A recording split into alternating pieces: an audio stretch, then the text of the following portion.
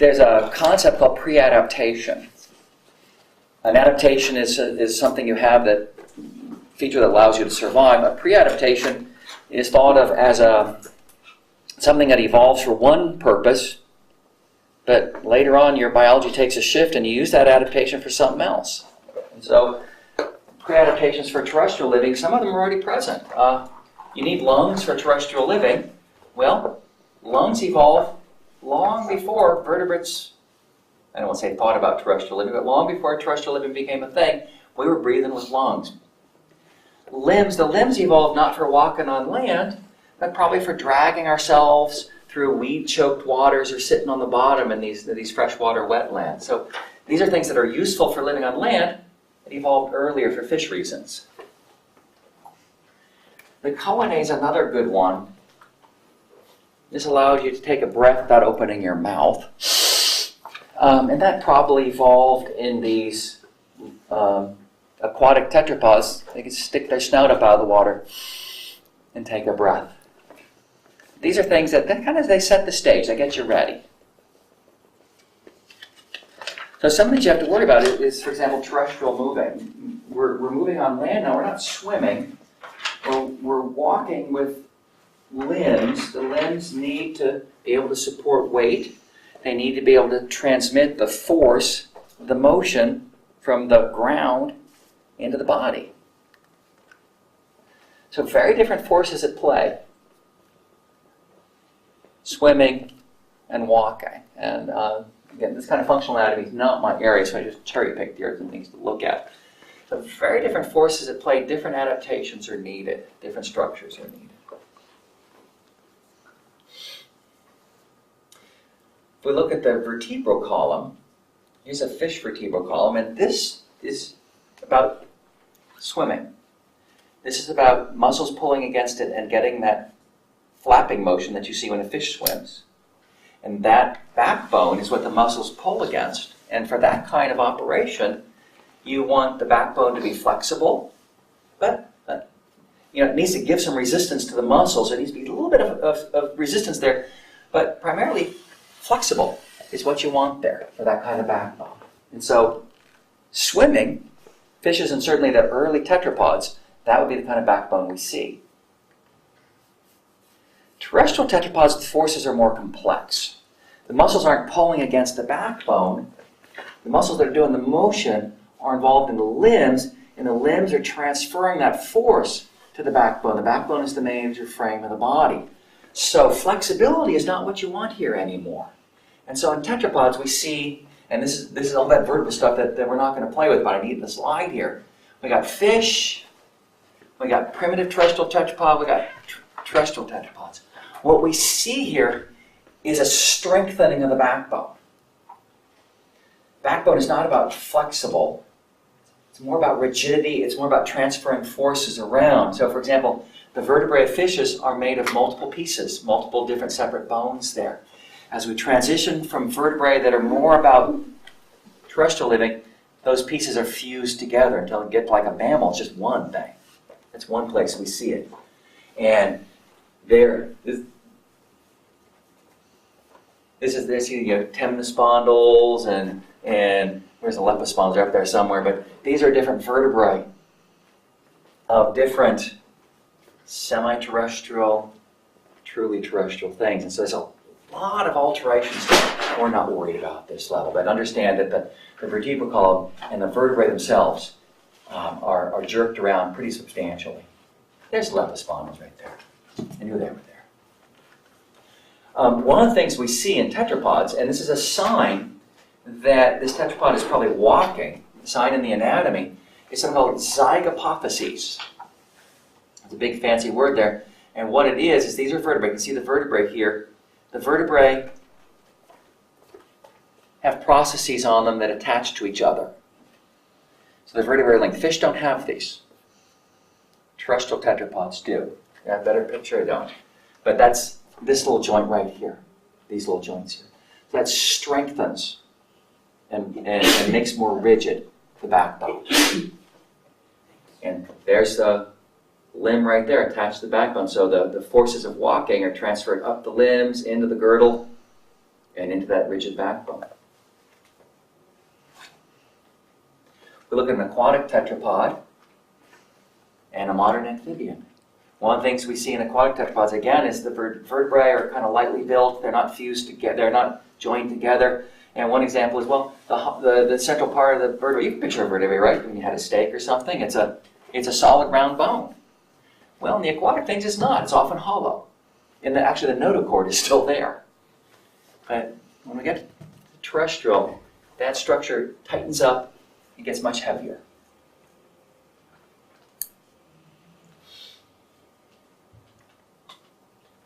Limb girdles. We can look at a fossil or a living creature, look at the functional anatomy and say this creature is swimming or this creature is walking at least some of the time. And the limb girdles give that away. There's the backbone. There's the limb girdle, pectoral, pelvic. These are the limbs. It's a modern mammal, obviously. The limb girdles in a fish just anchor those fins in the body. But in a tetrapod, a terrestrial tetrapod, the limb girdles take those limbs and they link them to the backbone. The backbone is the frame of the body. And so they've got this suspension bridge here. The weight of the body is transferred down the limb girdle to limbs to the ground. As this animal walks, the forces of the motion are transferred up the limbs to the limb girdle to the backbone. So we see a strengthening of the limb girdles, and we see the limb girdles linked to the backbone. In fish, they're not. Fish, they're not connected. In tetrapods, they are. Different set of forces. So here's an aquatic tetrapod, and both these are fossil things. Here's a more terrestrial tetrapod. There's those limbs and the limb girdles. Limbs, limb girdles. Just look how more robust and sturdy the limb girdles are on a creature. We look at this creature and say, well, he may not be walking all the time. He may spend a lot of time in water, supported by the water. But this more robust structure suggests he's walking at least some of the time, and he's good at it. This guy might get up and walk, but he's more dragging himself than walking or running. Skulls and structures associated with the skulls. Again, if we have fossils, here they are. There's clues in the construction of the skull as to whether, oh, you're aquatic, still breathing mostly with gills. Oh, you're terrestrial, you're mostly using your lungs. One of the trends we see, this is a modern bony fish, one of the trends we see is these are the opercular bones. There's 4 of them, depending on what kind of fish you are. These are the bones that make the gill cover. Well, as the gills become less and less important, and we're relying more and more on our lungs, these bones disappear. And that's something that shows up very nicely in the fossil record, so that's one of those things we look for. The other thing, and we'll look at this when we'll do a skull lab towards the end. Hard to see here, it's the opercular bones. This here, this structure here, that's the pectoral girdle. So it goes all the way down here, and the pectoral fin would be down here. That's the pectoral girdle. And in fishes, it's attached to the back of the skull. It actually joins up and fuses to the back of the skull. That's like having your clavicle attached to the back of your skull, which means in a fish can't turn their heads, they have to turn their whole body. That's a fish trait. And that's fine in aquatic, because when you're in an aquatic habitat, you can turn your whole body. You're in a 3-dimensional world. That's a fish thing. And that's the way it's always been. But as we transition from tetrapods, both those things change. Lobe-finned fish, still with opercula. Tilian, that's a fishapod. We don't have evidence that those opercular bones are still there. Still has gill slits, we think. The opercular bones are lost. More terrestrial. With regard to that pectoral girdle skull connection, that is lost too. Here's the pectoral girdle. They're not connected anymore by the time we get to a terrestrial tetrapod. And what that means is tetrapods have necks. Fish don't. Once you break that connection, a tetrapod can do this. A fish can't.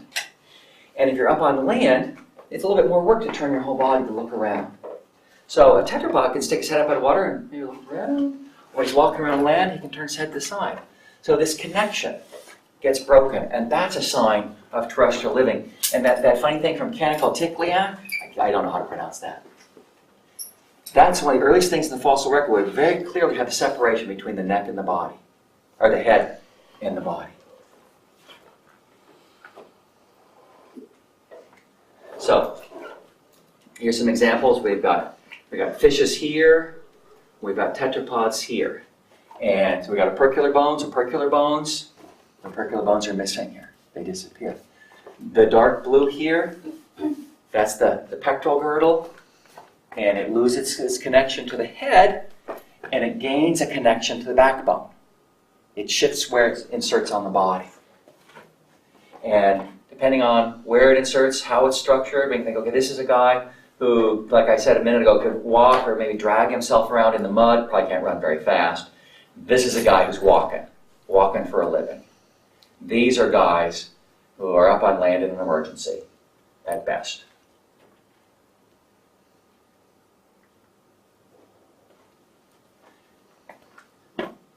The pelvic girdle. This is a modern bony fish. Well, let's just look at the girdles here. I know you can't see. I can see it right here. This is the pectoral girdle right here. There's the pectoral fin. There's the gill cover. There's the pectoral girdle, and there it is right there. We'll look at this in lab. It's attached to the skull. It's attached. Bony connection. The pelvic girdle is this thing down here. There's the pelvic fin. In a fish, the pelvic girdle is just an anchor. The pelvic fin's down here, and the pelvic girdle is just an anchor in the musculature of the animal. So the fins are mounted on something, but it's not connected to anything except muscle. When we get to tetrapods, here's the pelvic girdle, and it's connected to the backbone because it's the foundation for the legs, and they transfer the forces from the legs to the girdle to the backbone. And while we're here, just look, here's the skull of this frozen frog. Here's the pectoral girdle right there, and it's not attached to the skull. It's separate. It's attached to the backbone. So, fish, girdle attached, pectoral girdle attached to the skull, pelvic girdle just sitting there in the muscle. Primitive tetrapod, not connected to the skull, but connected to the backbone, now connected to the backbone. So, functional now, we don't, no one's ever seen this thing alive. But knowing how anatomy works, we've seen frogs alive, so we know how their anatomy works. Knowing how anatomy works, we can make hypotheses about how this guy lived based on his structure. These are hypotheses you need a time machine to test, but we can still craft them. Did that.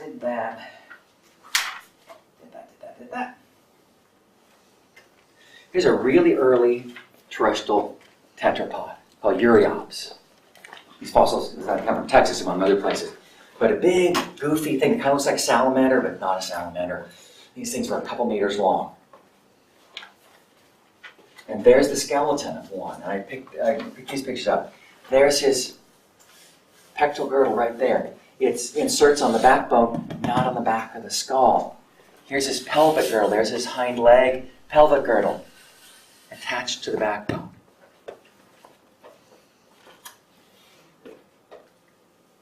And that's just a modern salamander.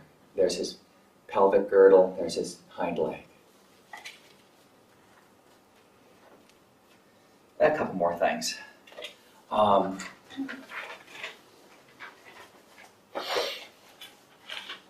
Ribs. We tend to see a couple things happening with ribs. We'll come back and talk to them again, but fishes tend to have fine ribs, and they're on all the vertebrae. And they're mostly breathing with their gills. Lung breathing's there, but that's not a big part of their life. As we go to terrestrial living, the gills disappear, and the lungs become become our only way to breathe, and we start to see adaptations to make them more and more efficient. And so we start to see, at least anteriorly in the body cavity, the ribs become more robust. They're supporting the lungs now. So again, that's a sign in the fossil, lungs are more important.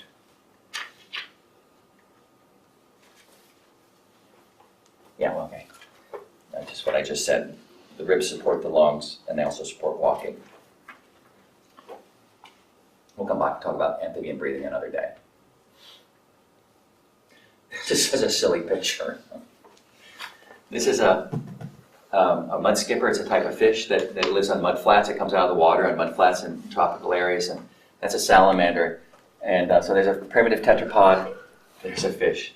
So, yeah, we see the transition from fins to limbs. Limbs are better at terrestrial living, terrestrial walking than fishes are. And that salamander is very confused because this is a saltwater fish, and he's saying this is saltwater, I shouldn't be here. Amphibians don't live in salt water. So the transition from aquatic to terrestrial, from lobe-finned fish to aquatic tetrapod, or tetrapod period, is transition from lobe fins with rays, like a fish fin, to limbs increasingly about bearing weight, and instead of fin rays, it's fingers and toes, digits, which are about spreading your weight out when you're walking. So we see that transition there. And as we go from early terrestrial tetrapod to later terrestrial tetrapod, and we see refinements in the limbs, they become more efficiently constructed, actually become less massive, and we see the fingers become finer and more efficient at spreading that weight out. It's about strength and stability. And I'll say this, maybe not the last time, but one more time. You know, if we had this guy in life, people say, why aren't there still, I get this question from people who want to argue about evolution, why aren't fish still coming out of the water and making amphibians? It doesn't work that way. This thing here, and one thing, it takes millions of years, you can't watch it in the afternoon. But when this guy came out of the water, he was the only guy doing it, or the first guy doing it. If something like this tried to come out of the water today, there'd be all sorts of predators on him, jumping on him, because he's up on land, he sucks at it. But back there in the Devonian, he didn't suck at it because he was the best one doing it. But by our modern standards, can't do it. It's like a Model T. Would a car engineer show up and say, take this Model T, it goes 35 miles an hour? No one today would think that's a good design unless you were interested in classic cars. It's the same thing. So, appendicular skeleton is the limbs. It is the same slide we had earlier for opercula, but there's a couple fishes, lobe-finned fishes, an early lobe-finned fish, a slightly later one. And there's a primitive tetrapod and a later tetrapod. And you can see the structure of the limbs is what we're focusing on this slide here. It's about strength and it's about stability. Did that. And this is a kind of interesting thing, and there's papers and chapters in paleontology textbooks written on that, is how many digits do you want? And if we look at the fossil record of these early tetrapods, the digits are all over the map. 12, 9, 7. Kind of at some point in evolution, we settled on 5. That's a good design, but it didn't have to be that way. It's just the one we ended up with. Eventually, 5 becomes a standard, kind of like the USB. And that's all used at.